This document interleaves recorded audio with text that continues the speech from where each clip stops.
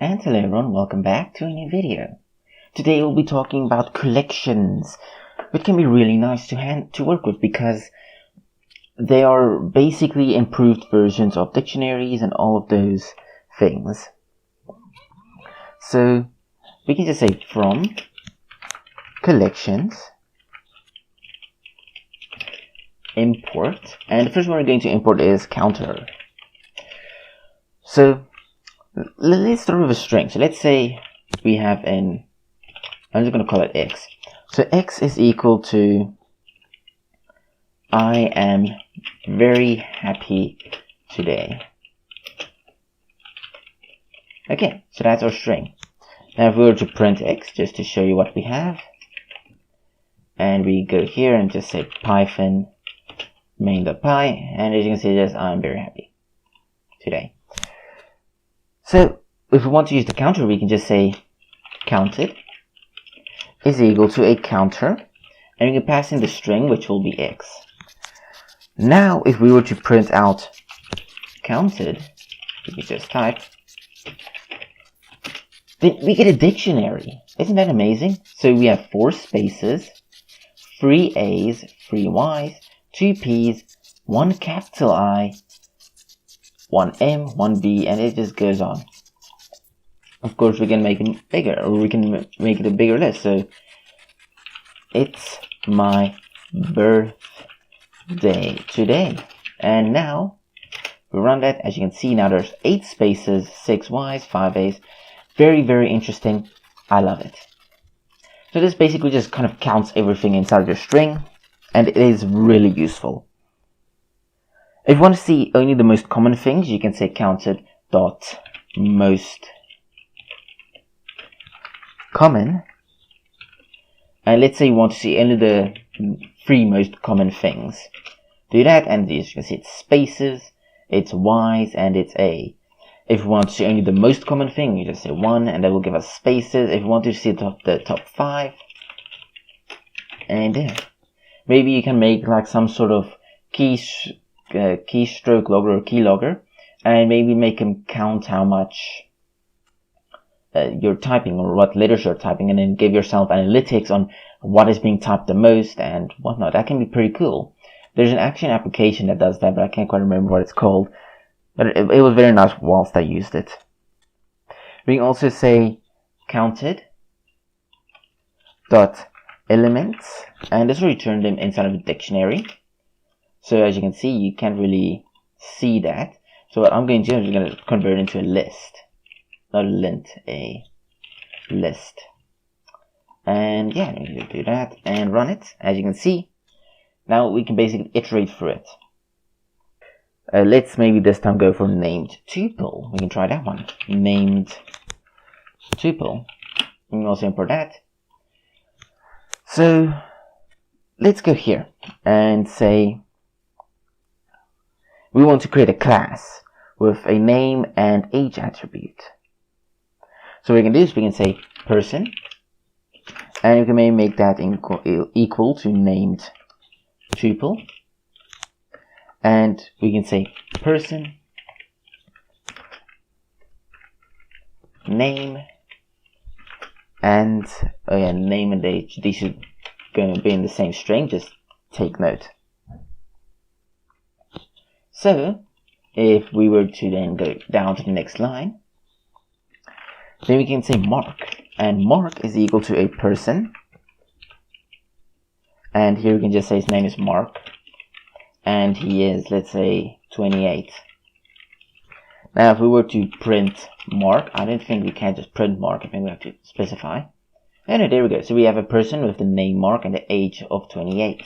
So if we say Mark dot name, then there we get Mark. We say Mark dot age. Yeah, kind of a nice way to create a class in the form of a tuple. It's very, very nice. I don't think the space matters. Let's see. No, it doesn't. So yeah.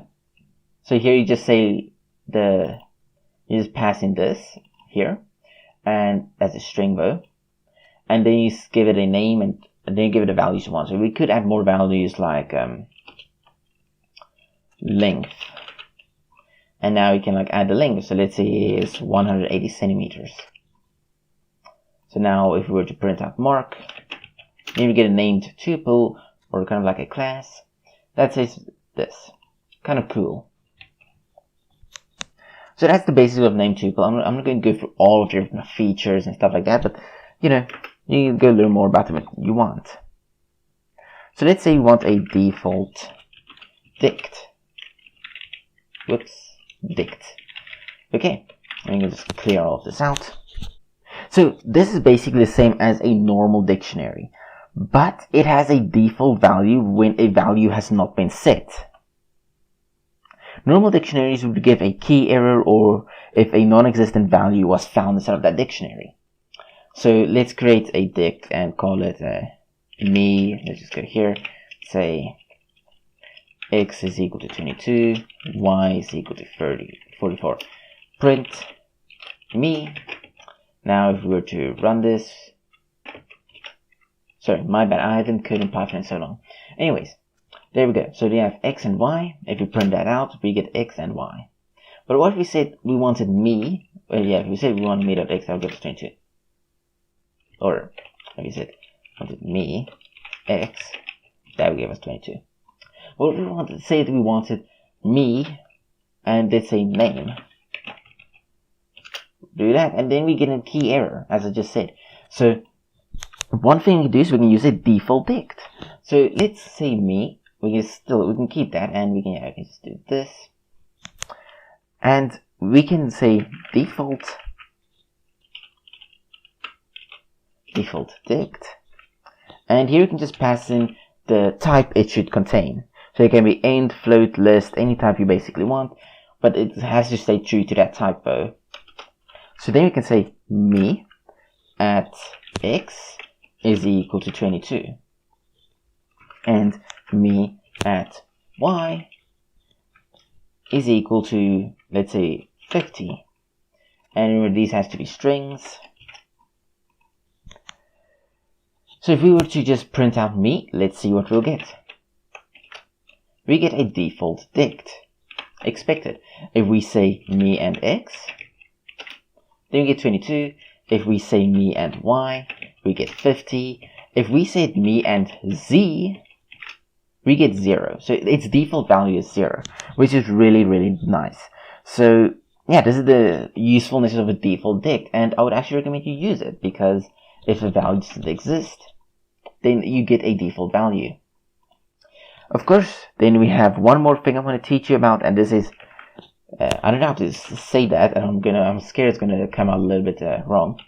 I'm just gonna call it my D, and I'm gonna make it DQ. Yes, we need to call it that.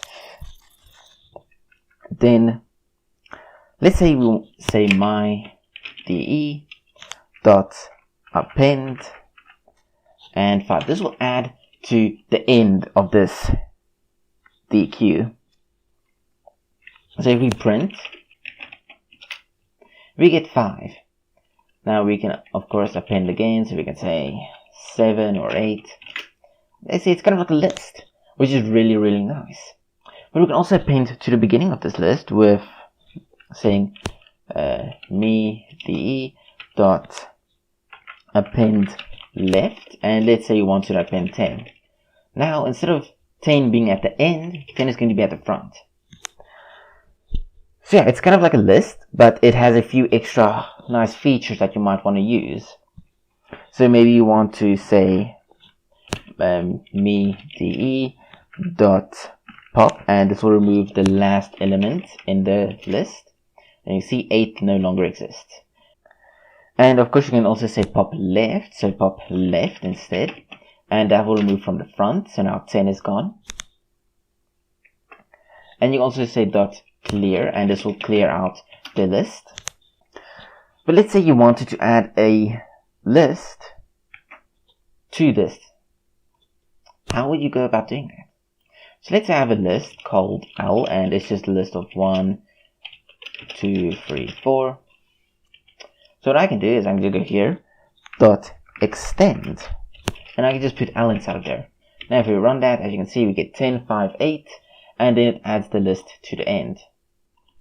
extend left, if I'm not mistaken, should put it at the front. Yeah, so as you can see, take note that this will also be flipped. It's now 4, 3, 2, 1, 10, 5, 8. So yeah, just take note that that will be flipped. Then you can also rotate the elements. So let's remove that and just quickly print that. So we have 10, 5, and 8. So let's say we go me de dot rotate and rotate, and we say 2. We run that, then everything will be passed on by 2 positions to the right. So 10 was here, now 10 is here. 5 was here, so 5 went 1 and it went to the start. 8 was here, so it went to the start and then it got there. So yeah, we can say 3 and we'll basically move everything to their original position. We can say 1, that will just move them all 1 position to the right. Then you can see 8, 10, 5 instead of 10, 5, 8. And that's the basics of DQs, default, dictionaries, name tuples, and counter. I hope you'll learn something new, and if you like this video, please like and subscribe, and I will see you all again in this next video.